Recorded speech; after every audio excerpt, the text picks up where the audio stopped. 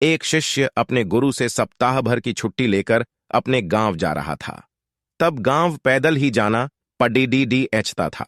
जाते समय रास्ते में उसे एक कुआं दिखाई दिया। शिष्य प्यासा था, इसलिए उसने कुएं से पानी निकाला और अपना गला तर किया। शिष्य को अद्भुत तृप्ति मिली, क्योंकि कुएं का जल बेहद मीठा और ठंडा था। शिष्य ने सोचा, क्यों ना यहां का जल गुरुजी के लिए भी ले चलूं। उसने अपनी मशक भरी और वापस आश्रम की ओर चल पड़ा।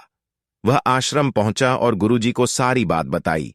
गुरुजी ने शिष्य से मशक लेकर जल पिया और संतुष्टि महसूस की। उन्होंने शिष्य से कहा, वाकई जल तो गंगा जल के समान है। शिष्य को खुशी हुई।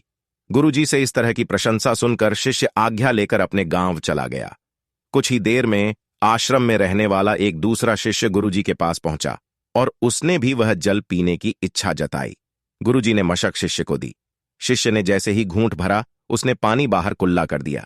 शिष्य बोला, गुरुजी, इस पानी में तो कड़ीडीडीवापन है और न ही यह जल शीतल है।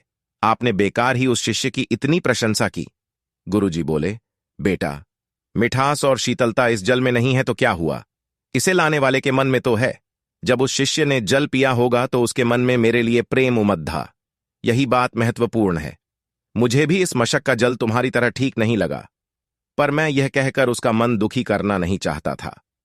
हो सकता है जब जल मशक में भरा गया तब वह शीतल हो और मशक के साफ न होने पर यहां तक आते आते यह जल वैसा नहीं रहा, पर इससे लाने वाले के मन का प्रेम तो कम नहीं होता है ना।